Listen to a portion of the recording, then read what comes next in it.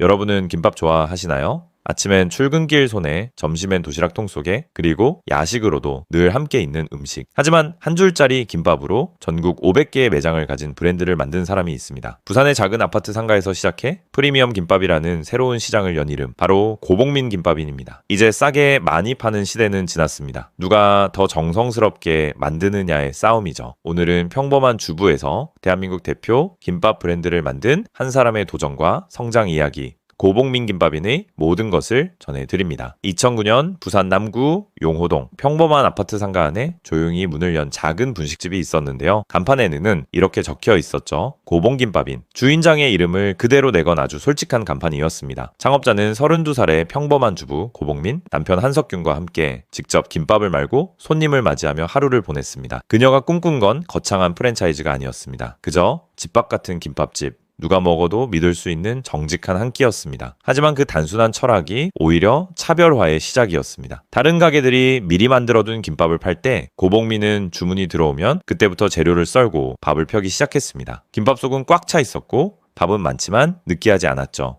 손님들은 금세 알아봤습니다. 여긴 다르다. 입소문은 빠르게 퍼졌고 줄을 서서 기다리는 손님들이 생기자 두 번째 매장을 열 정도로 성장했습니다. 특히 바삭한 돈가스와 고소한 김밥을 결합한 돈가스 김밥은 SNS도 광고도 없던 시절에 오직 입소문으로 데이트를 기록했습니다. 그때부터 그녀는 확신했습니다. 김밥도 정성으로 하면 프리미엄이 될 수 있다. 단순한 분식이 아니라 누구나 믿고 먹을 수 있는 한 끼. 그 신념이 훗날 전국 500호점을 돌파한 고복민 김밥인의 뿌리가 되었습니다. 평범한 주부의 작은 분식집에서 시작된 이야기. 그곳에서 프리미엄 김밥이라는 새로운 시대가 열렸습니다. 입소문만으로 매일 문전성시를 이루던 그 가게는 결국 하나의 결심으로 이어졌습니다. 이 시스템을 전국으로 넓혀보자. 2011년 창업자 부부는 고봉김밥이라는 이름으로 프랜차이즈 사업을 공식화했습니다. 이들은 현장에서 배운 모든 노하우를 매뉴얼로 만들기 시작했는데요. 밥의 양, 속재료의 비율, 조리 순서, 심지어 포장 방법까지 세세하게 규정했고요. 누구나 같은 맛을 낼 수 있도록 하루 수십 번 반복하며 기준을 다듬었죠? 그때의 목표는 단 하나였습니다. 본사보다 가맹점이 더 잘 돼야 한다. 단순한 가맹 모집이 아니라 같이 잘 되는 구조를 만들기 위해 노력했습니다. 본사는 매장 위생과 조리 품질을 직접 관리했고 슈퍼바이저가 매장을 수시로 방문해 문제를 점검했죠. 가맹점과 본사 사이의 소통을 브랜드의 핵심 가치로 삼은 것입니다. 그 결과 창업 10년 만에 전국 가맹점 200호점을 돌파했고요. 그리고 브랜드는 단순한 김밥 체인을 넘어 프리미엄 분식이라는 새로운 시장을 만들었습니다. 깔끔한 인테리어, 위생적인 주방, 정갈한 도시락 콘셉트까지 김밥을 한 끼의 경험으로 바꿔놓았던 것이죠. 고복민 김밥이는 김밥 천국 세대가 만들어 놓은 저가 분식계 틈새에서 정반대의 길을 걸었습니다. 싸게가 아니라 믿게, 그 한 문장이 이 브랜드를 전국으로 이끌어 올린 문장이었습니다. 하지만 빠르게 성장한 브랜드일수록 반드시 마주하게 되는 순간이 있습니다. 바로 위기라는 이름의 시험이죠. 고 대표의 브랜드 역시 예외는 아니었습니다. 가장 먼저 찾아온 건 상표권 분쟁이었는데요. 2011년 전국으로 매장이 빠르게 늘어나던 해에 본사로 한 통의 고소장이 날아왔습니다.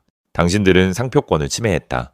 모든 간판을 내리고 손해배상을 하라. 누군가 상표가 아직 비어있다는 점을 이용해 고봉이라는 단어를 먼저 상표로 등록하고 이후 본사를 상대로 상표권 침해 소송을 제기한 것이었죠.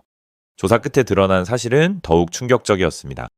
그 상표를 등록한 사람들은 다름 아닌 브랜드의 가맹점주 출신이었는데요.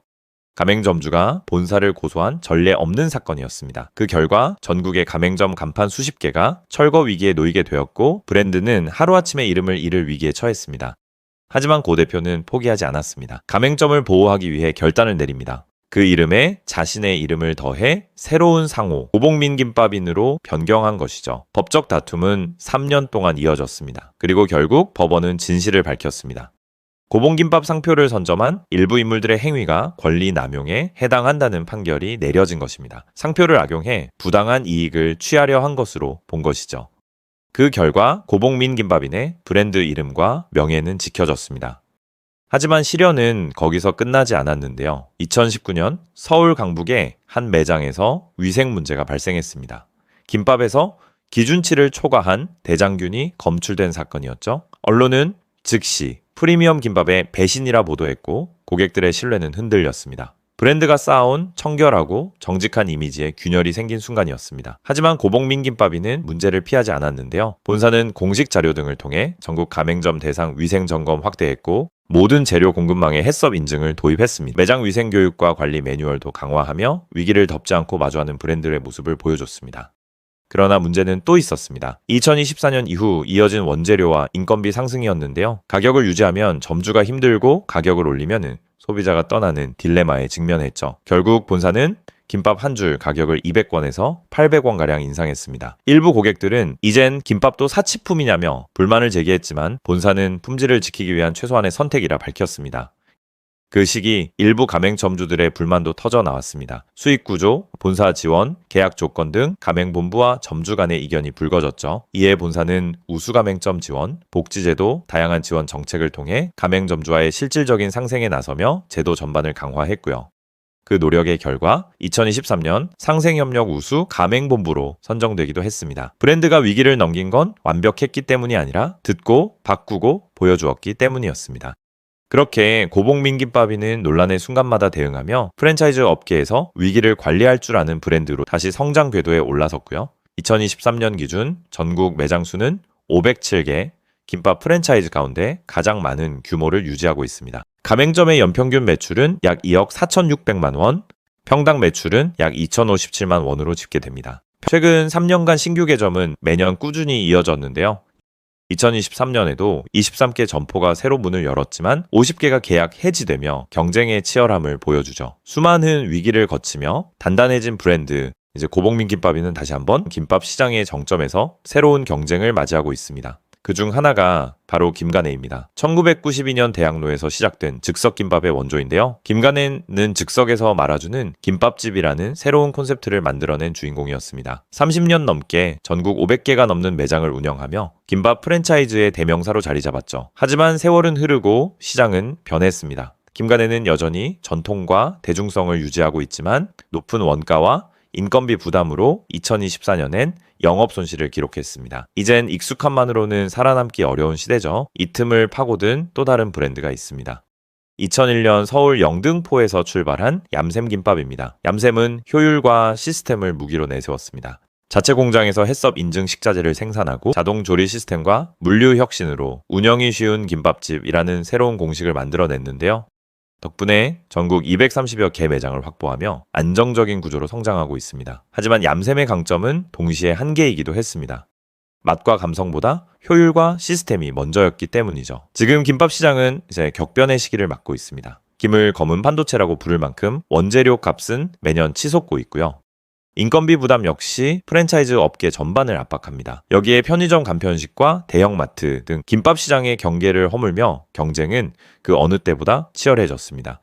이 변화 속에서 각 브랜드의 행보는 분명히 갈리고 있는데요. 김가네는 여전히 업계의 기준점으로 자리하며 가맹점 매출 1위를 지키고 있지만 높은 원가와 인건비 부담으로 성장세가 둔화된 상태죠. 그래서 얌샘김밥은 효율적인 운영 시스템과 가성비 배달 중심 트렌드의 수혜를 받으며 점포 확대와 매출 상승을 동시에 이어가고 있고요. 반면 고봉민김밥이는 한때 프리미엄 김밥의 선두였지만 최근에는 매출과 점포 수가 모두 줄며 조정기에 접어든 모습입니다.